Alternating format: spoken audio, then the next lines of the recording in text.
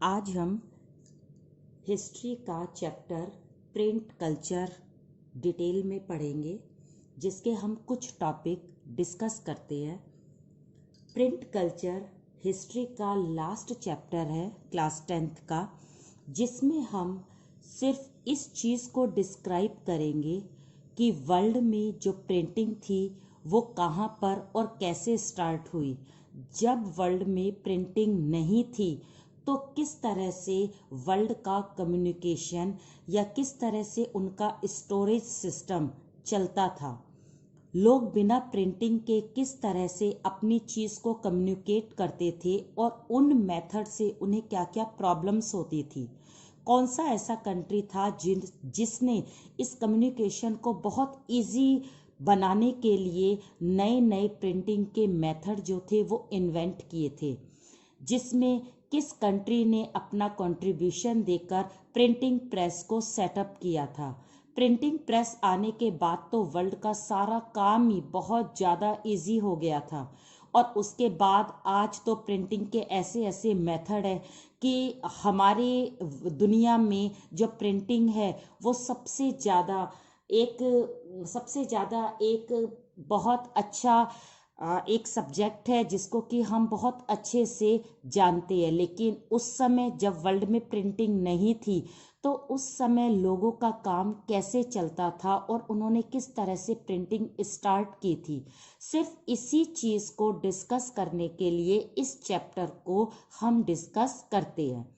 तो सबसे पहले हम उस कंट्री की बात करते हैं जहाँ पर प्रिंटिंग स्टार्ट हुई थी। तो प्रिंटिंग स्टार्ट करने वाला वो पहला जो कंट्री था वो था चाइना। चाइना में सबसे पहले पेपर को भी इन्वेंट किया गया था। पेपर में लोग लिखते थे, राइटिंग करते थे, लेकिन प्रिंटिंग स्टार्ट नहीं हुई थी। तो चाइना में ही पेपर को भी इन्वेंट किया गया, मीन्स उसकी डिस्कवरी की गई, और चाइना ही एक ऐसा कंट्री था जिसने प्रिंटिंग को भी सबसे पहले स्टार्ट किया था।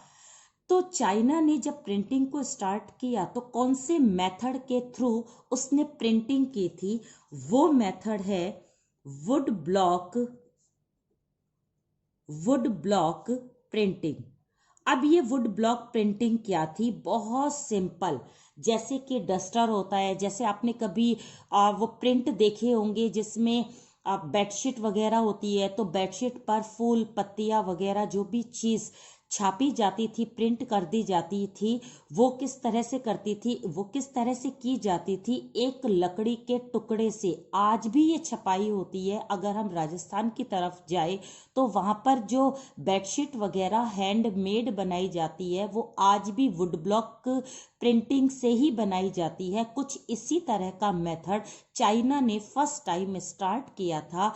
इस लकड़ी के टुकड़े पर यानी इस वुड ब्लॉक पर राइटिंग की जाती थी, और इस राइटिंग को करने वाला जो पर्सन होता था उसको कैलीग्राफर बोला जाता था, और वो जो भी कुछ उस वुड ब्लॉक पर लिखता था, इट मीन्स उसकी जो राइटिंग होती थी उसको कैलीग्राफी बोला जाता था।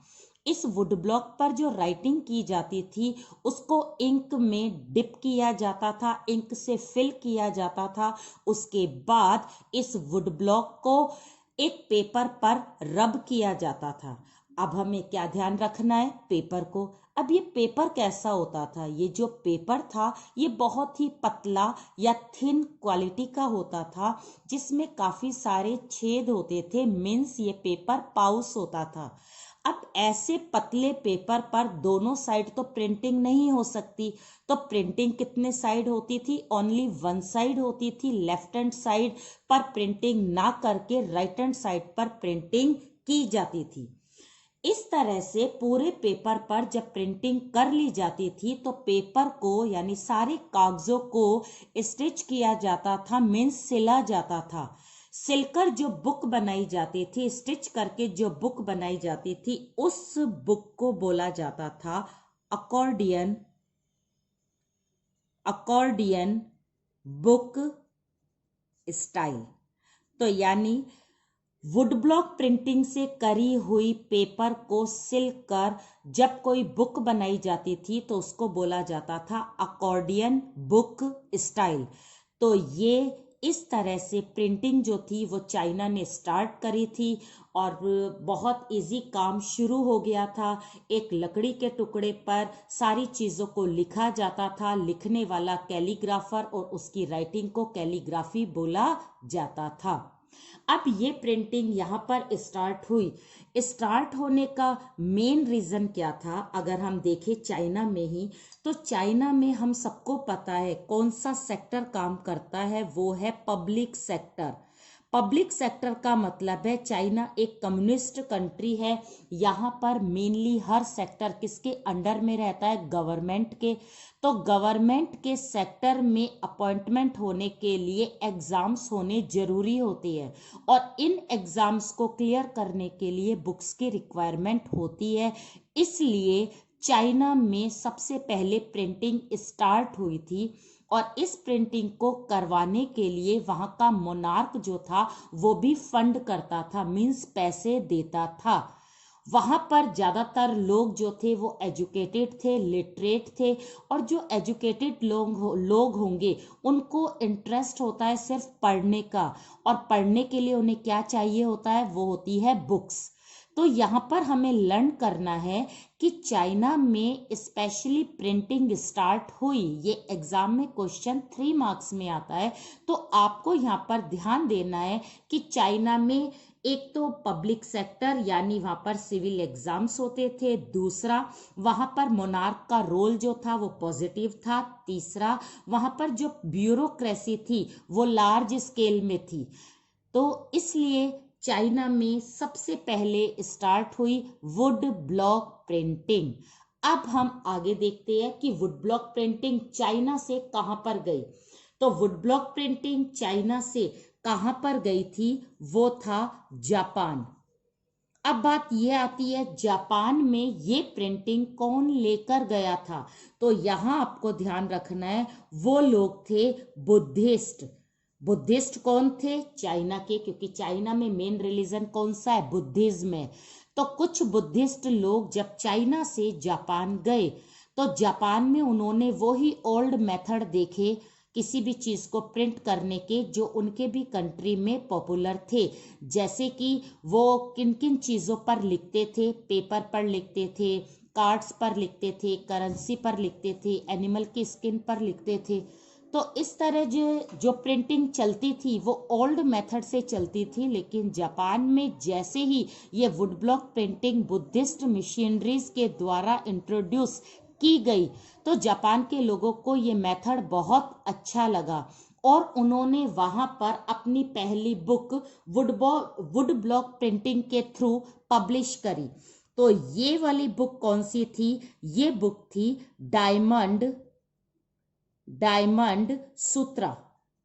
ये आपको ध्यान रखना है, ये 1 मार्क में क्वेश्चन आता है। एक तो अकॉर्डियन बुक स्टाइल का आता है और एक आता है डायमंड सूत्रा का।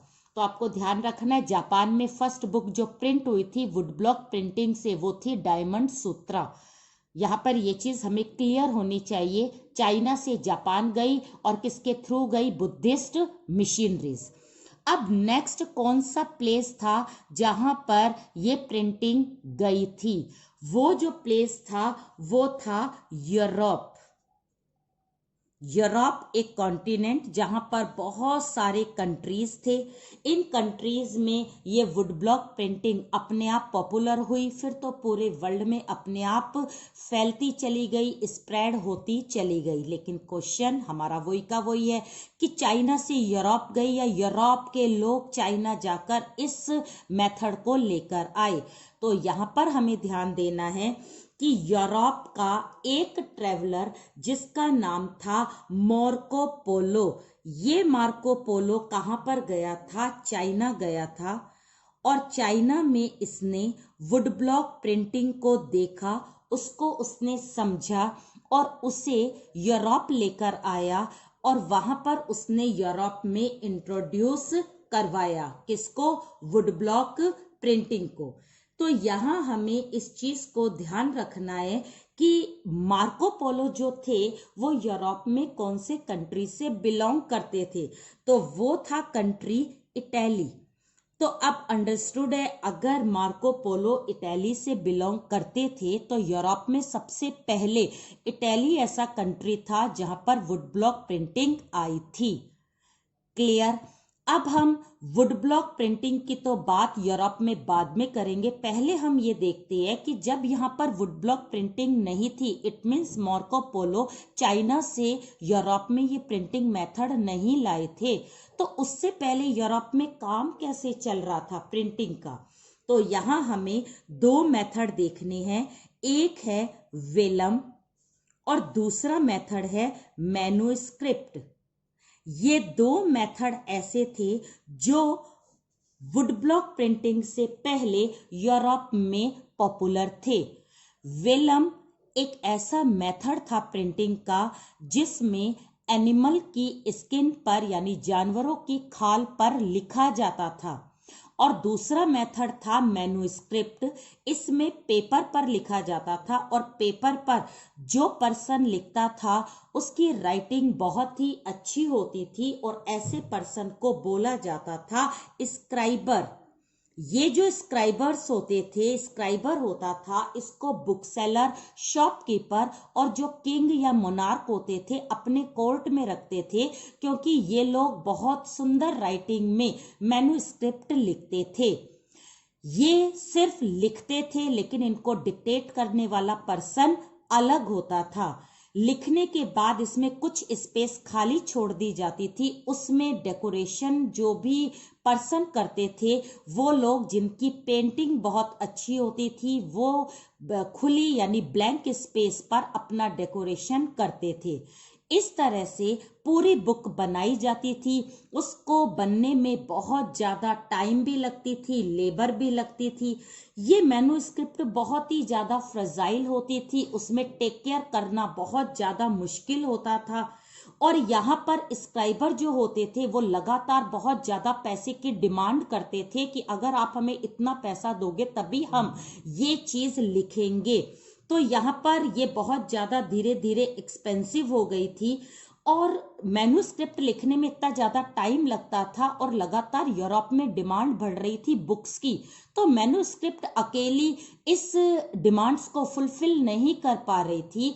इन सारी कमियों के कारण लोगों को लगने लगा वेलम और मैन्युस्क्रिप्ट अब हमारे काम की नहीं है। सेम अगर हम वेलम की बात करें तो वेलम के लिए जानवर को लाना, उसकी स्किन पर लिखना बड़ा एक्सपेंसिव होता था। वेलम को सिर्फ रिच लोग ही पसंद करते थे, इसलिए इसकी डिमांड भी बहुत ज़्यादा कम थी। लेकिन मैन्युस्क्रिप्ट जो पूरे वर्ल्ड में चलती थी, पूरे वर्ल्ड का हर कंट्री मैन्युस्क्रिप्ट से ही काम करता था, जिसमें स्क्राइबर लिखते थे, एक पर्सन उसे डिक्टेट करता था और तीसरा पर्सन उसमें पेंटिंग करता था।